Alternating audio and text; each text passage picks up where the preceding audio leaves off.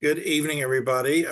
My name is Charles. I'm codependent. Tonight is the meeting, and we're going to cover step 7, humbly ask God to remove our shortcomings.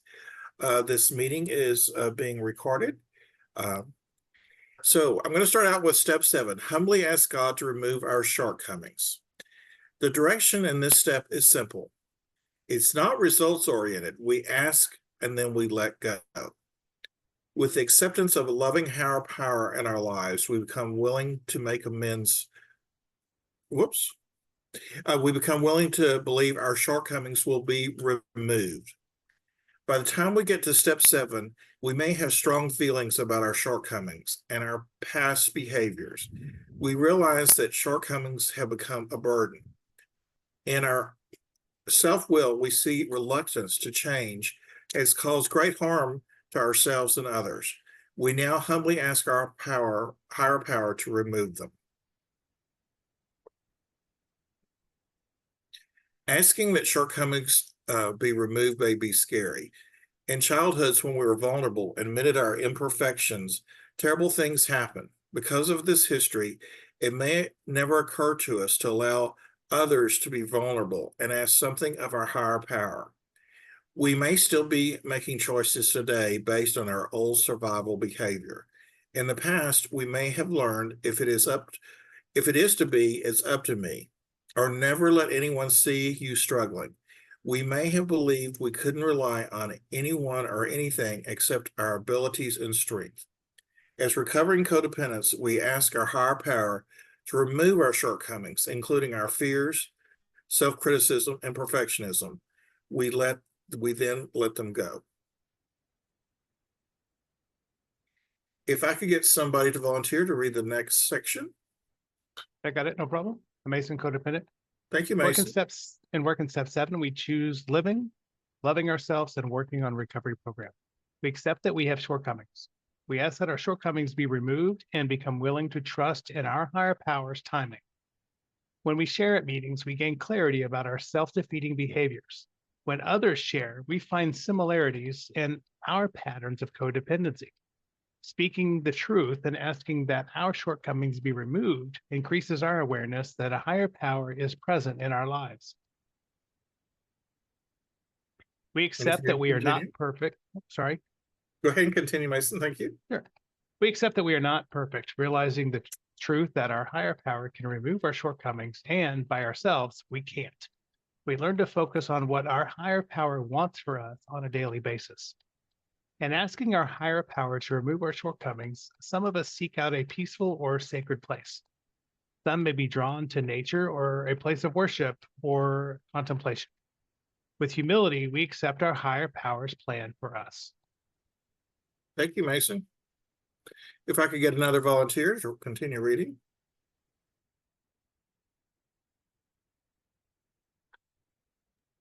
I'll read. Thank you, Cindy. We may have learned in childhood that humility meant humiliation. Today, we believe differently. We may not have known then that we had a right to ask our higher power for help with all things. We become willing to have the courage to ask our higher power for that help and to let go of control of the outcome. We learn to accept ourselves without being controlled by what others think of us. We accept the past and the disasters we created by trying to do it all ourselves. We accept our place in the universe, no better or worse, no bigger or smaller. Our higher power will do for us what we cannot do for ourselves. Our higher power has seen all we have experienced and done in our lives and loves us unconditionally. We let go and let God.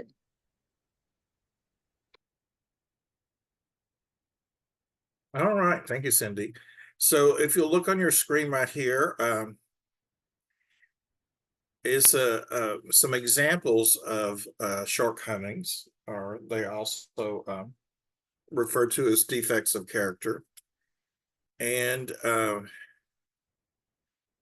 I do relate to several of these. I will tell you that I've struggled with things like perfectionism. I've suffered with shame.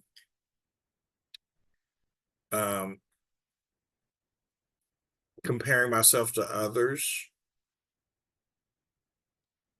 And oh, this is a big one for me, the need to be right. I will say, and once again, this is Charles.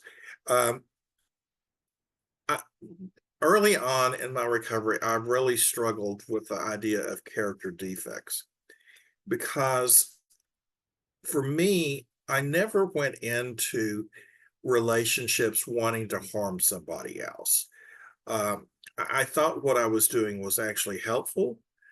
Um, and I didn't understand that I needed to let other people take care of themselves, and I just needed to be there to encourage and support them, but not to control them or outcomes. Um, I also struggled with the fact that if I admitted that I had weaknesses, that I would feel shameful about having weaknesses. And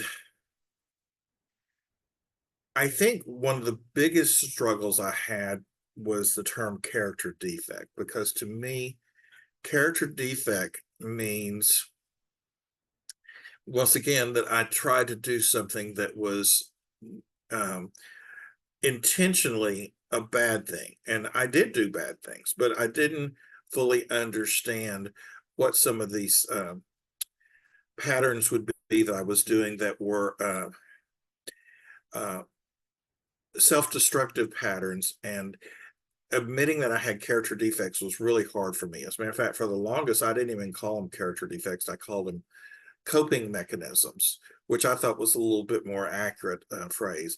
And it kind of took the stigma out of the word defect. That one I really struggled with. So it took me a while to recognize that I had character defects. But the reality is, as a human being, I'm not God, therefore I am going to have character defects. That's just part of human nature. So there's really nothing to be ashamed about in having character defects. And I'll go a step further. Being willing to make change in my life and working the program of CoDA recovery, at least I'm trying to address my character defects. I'm trying to make changes. I'm trying to do things better. And so for me, an earlier step, admitting that I had character defects, was one thing. But then in this step, humbly ask God to remove our shortcomings means, what a relief. I don't need to dwell on the mistakes I've made in the past. I can let them go. I can turn them over to my higher power.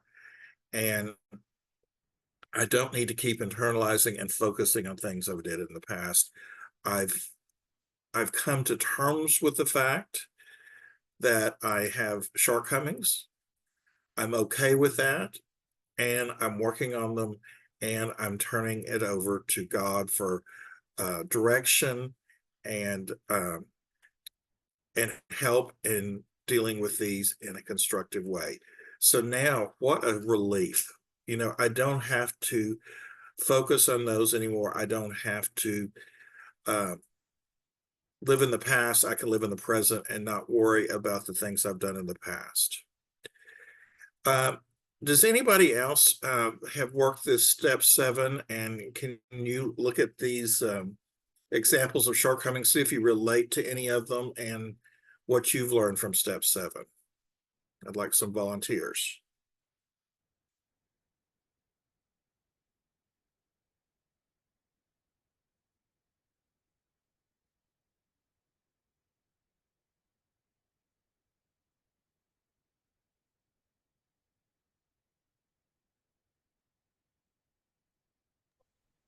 I can talk some on which of these I've been struggling with. Uh, a lot of these I can look back on and I see a lot of growth, and I'm excited about that. As far as me trying to control others, I'm doing really good on that. But it's as we've been working this step study again, I've realized it's my avoidant personality disorders that are me. That's what I'm working on now. Yeah, that's the one. Just me avoiding Yeah, I guess that goes down to the fear of what others think about me. That's probably the reason that I have those avoidant tendencies. I'm also probably isolating more than I should right now. So it's good for me to be working through this again right now and see what I really need to be working on this time around. And it's my understanding that you're facilitating a step study, so this will be one of the steps you cover in upcoming weeks, I take. So what you're using right now is the 12 steps and 12 tradition workbook, and you guys are going over these in your step study currently. Is that correct? That is correct. And obviously there's some people in the room that's doing the steps as well. I'll let them identify if they want to let them know if they're doing it or not. That's up to each Sure. individual. Well, thank you. Anyone else feel comfortable? I mean, it's a little uncomfortable admitting these shortcomings, but it's also kind of freeing knowing that there are other people that are struggling with these also, not just us. Does anyone else feel comfortable sharing any of these shortcomings that they're dealing with or working on?